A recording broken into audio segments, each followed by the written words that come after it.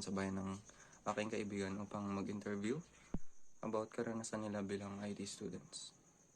Unang tanong, ano ang iyong mga unang karanasan sa iyong unang taon bilang isang mag-aaral ng IT? Ang unang karanasan ko sa IT, nabigla ako kasi nung una akong klase sa IT. Wala akong karam-aram doon sa lesson namin. And para akong bobo doon sa klase namin. Tapos, yung parang blanco ba isip ko, parang doon. Yun lang. So, ayan. Pangalawang tanong, paano mo na-apply ang iyong mga natutunan sa introductory subjects sa iyong araw-araw na buhay? Sa subject ko naman is programming, and yung lesson namin algorithm doon. Nagagamit ko siya sa everyday life ko. Kumbaga, bago pumasok ng school, yung mga step by step na ginagawa ko bago pumasok. Yun lang. Yun.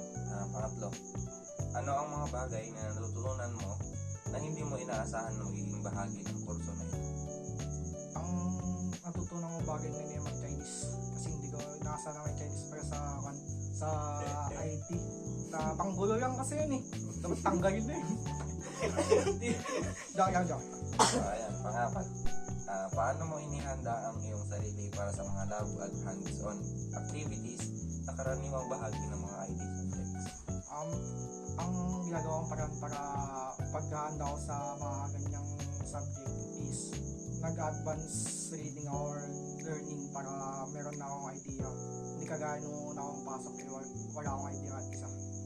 So, ayun. Ang panghuling tanong, sa iyong palagay, anong mga aspeto ng IT ang pinakakulangan mo ng kaalaman at paano mo plano itong punan sa iyong susunod na taon bilang mag-aaral ng IT? Siyempre, una dyan, laptop, kagaya na sabi ni Jovan. Laptop talaga, parang isa siya sa pinaka-essential sa pinakakailangan sa IT na course. Kasi kapag wala kang laptop, hirap ka magawa ng mga PowerPoint, mga ganun, and projects mo. So, ayun. Maraming salamat. Baka may gusto ko pang sabihin. Wala nang gustong sabihin. Maraming salamat. I-interview naman natin ay si Mr. Jovan D. Sumido. Hi po, magandang gabi sa ating lahat. Papakilala lang po ako ngayon. Pwede mong pakilala ko na. Sige lang. Hindi na ako tatanong eh.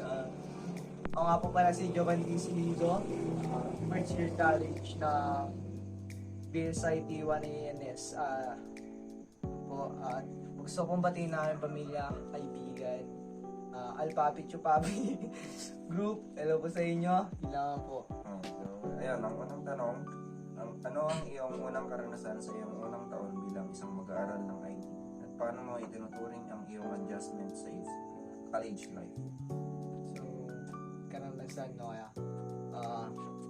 Ang unang karanasan sa IT is mahirap pala pasukin ng kurso na hindi mo gusto. Pero as of now is nakakasabay naman na rin ako at unti-unti ko na rin itong nagugustuhan dahil sa mga kaklase ko rin. So, may balak ka pa bang hiragdag? So, ayun. Pangalawang tanong, paano mo na-apply ang iyong mga natutunan sa introductory subjects sa iyong araw-araw na buhay? Lalo na sa mga personal na proyekto mo. Subject.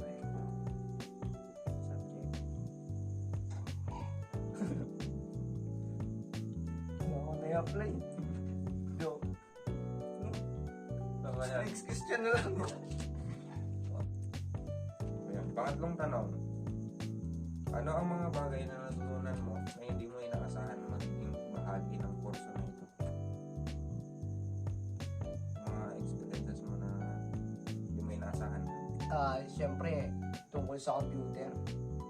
Napakadami kong natutunan dun. Kasi, yung senior high kami, yung grade 11 or grade 12 is sa dati namin kasing school is walang computer lab dun. So, wala kaming kalam-alam sa computer. And pagdating ko sa college, napakarami kong natutunan.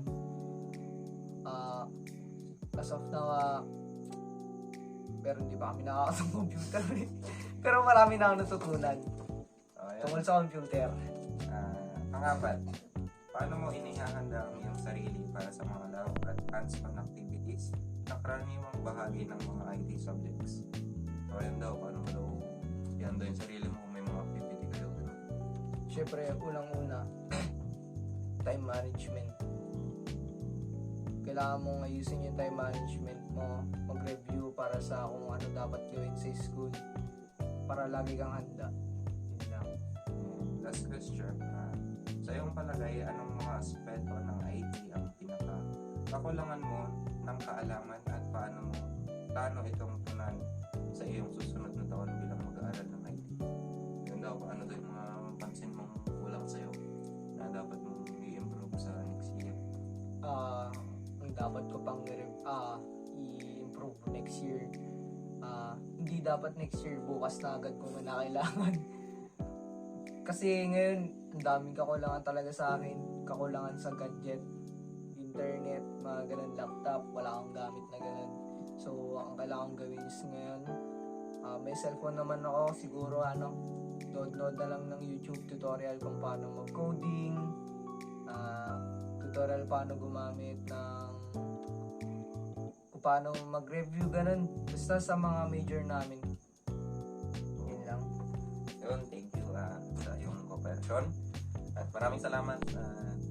Sana sa susunod ay makapanayang pa namin sa mga susunod. So yun guys, ito na ang last ng part ng aking vlog. And sana sa mga manonood is marami kayong matutunan sa mga sagot ng ating in-interview. Maraming salamat.